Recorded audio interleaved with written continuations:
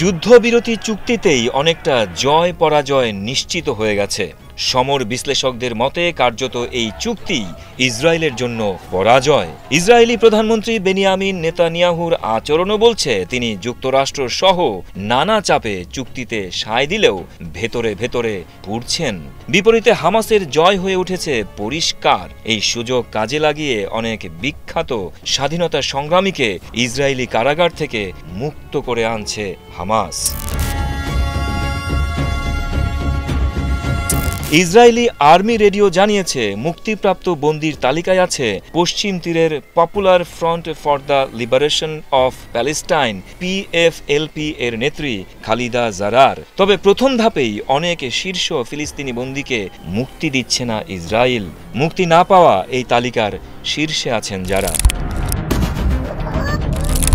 আব্দুল্লাহ বারঘৌতি 2001 এবং 2002 সালে ধারাবাহিক আত্মঘাতী হামলায় জড়িত থাকার অভিযোগে 2004 সালে বারঘৌতিকে যাবজ্জীবন কারাদণ্ড দেয়া হয়। এই হামলায় 12 জনের বেশি ইসরায়েলি এবং 5 জন আমেরিকান নিহত হন।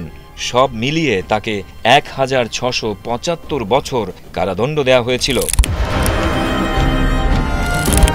মারওয়ান বারঘৌতি ফিলিস্তিনি সংগঠন ফাত্তার নেতা মারওয়ান বারঘৌতিকেও মুক্তি দেওয়া হচ্ছে না। তার দীর্ঘ প্রতীক্ষিত মুক্তি বারবার ইসরায়েলি কর্তৃপক্ষ আটকে দিয়েছে।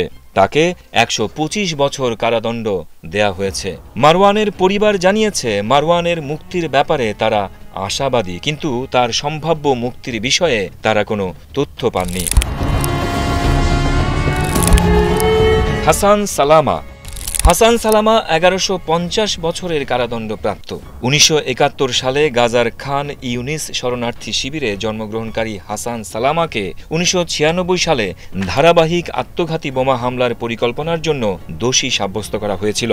বোমা হামলায় কয়েক ডজন ইসরায়েলি নিহত এবং শত শত আহত হয়।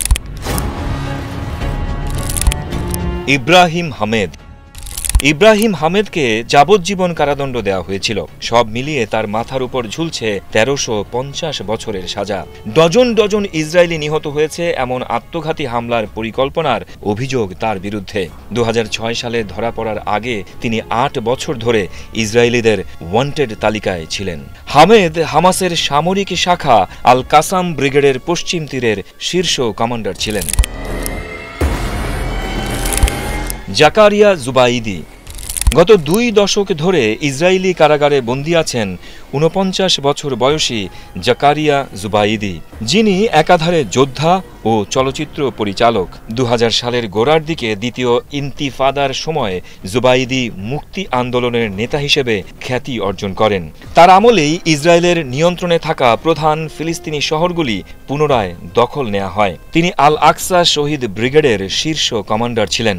2019 সালে ইসরায়েল তাকে আবারও গ্রেপ্তার করে। 2 বছর পর জুবাইদি এবং আরও 5 জন ফিলিস্তিনি বন্দী ইসরায়েলের সর্বোচ্চ নিরাপত্তা সম্পন্ন কারাগারের একটি ভূগর্ভস্থ সুড়ঙ্গ দিয়ে পালিয়ে যান, যদিও পরে তাদের আবারও আটক করা হয়।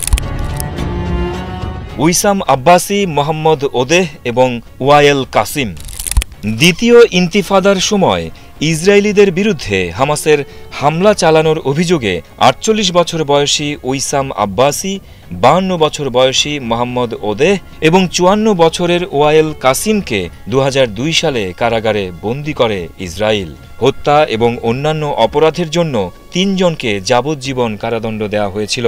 ইসরায়েলি গণমাধ্যমের প্রতিবেদন অনুসারে জেরুজালেমের হামাস সেলের সাথে জড়িত থাকার অভিযোগে দোষী সাব্যস্ত হওয়া বেশ কয়েকজনের মধ্যে এই ব্যক্তিরা ছিলেন, যাদের বিরুদ্ধে জনাকীর্ণ বেসামরিক এলাকায় 30 জনেরও বেশি ইসরায়েলিকে হত্যার অভিযোগ রয়েছে।